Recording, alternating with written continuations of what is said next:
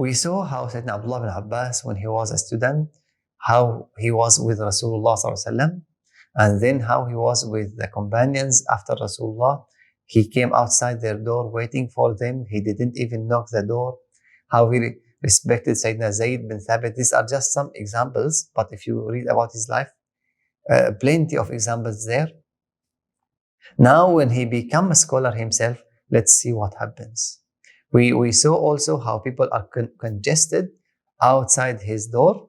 He was himself a university. Now, we have another example. He lived for 71 years. When Rasulullah ﷺ departed this dunya, he was 13. That means he lived after Rasulullah for 58 years. In the time of Muawiyah, when Muawiyah bin Abi Sufyan was the caliph, the distinguishing feature of his period was that Islam spread on earth, was widespread. And Islam was widespread, and the Islamic Caliphate was the main power on earth at that time, and spreading love, and people are coming to Islam, the teachings of Allah subhanahu wa ta'ala. Many people become Muslim. Imagine how many people will be around that caliph. And Muawiyah bin Abi Sufyan was a generous person. He was the caliph and he was generous, so people like to be among those people who give. And he's going to Hajj, and people find it a chance for them to go to Hajj. When they go with the caliph, of course, they have no cost to pay. Imagine how many people with him. The entourage with him, a lot of people. But on their way, they noticed another group bigger than the group of the caliph. And they were shocked. Who might be that group bigger than the group of the caliph himself? When they asked, they found that Sayyidina Abdullah bin Abbas was going to Hajj, and those are the people who went with him to learn from him, to seek knowledge from him, to seek the blessings of Hajj with him, and to learn Hajj from him also. Those people, they were gathering around the ulama who guide them to Allah. But nowadays, we gather around people who have money. We gather around people who are famous. We gather around people who have power. We gather for transient worldly gain. But they were around people who will guide them to Allah, who will get again in this life and in the Akhirah also.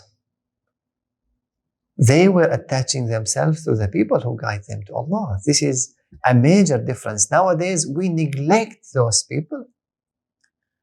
That's why they become rare. That's why they become weak. That's why we are lagging behind. Look at the manners of Muslims. They are cheating, envying each other. Muslims are cheating each other, envy each other. There is no love among Muslims. When we have love, it is just by the tongue, not actual tongue. Muslims are suing each other in the courts. Prisons are filled with people who do crimes, Muslims among Muslims. Do you think these are the manners that Rasulullah taught us? This is the way of life that Allah wants us to live. That's why we are no more the best ummah. We don't care about those people who have these manners and who teach us these manners to attach ourselves to them, to guide us to Allah. We just care about food and drink and money and dunya only.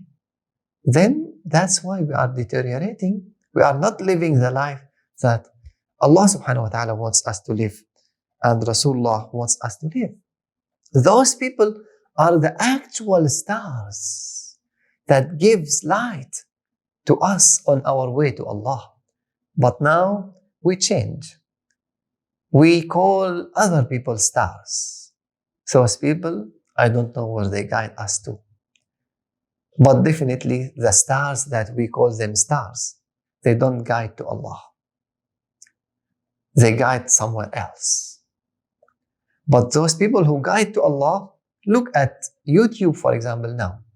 The ulama, the sincere ulama that care for the ummah, that care about people to guide them to Allah, look at their followers and views. And look at others who misguide people, who guide them to everything but Allah. You will find millions of viewers, millions of subscribers. Even when the video comes up, just 2 hours, 3 hours, immediately. And you find videos 5 years for very great, distinguished, sincere ulama, barely reaches 1,000 viewers. We are not caring. We don't want. And then we ask why our life is so difficult. Because of us. We are not living the life that Allah wants us to live, to be happy in this dunya and in the akhirah. That's why our life becomes difficult. We should not ask why our life is difficult, because we are not following that way. Intuitive. Very intuitive.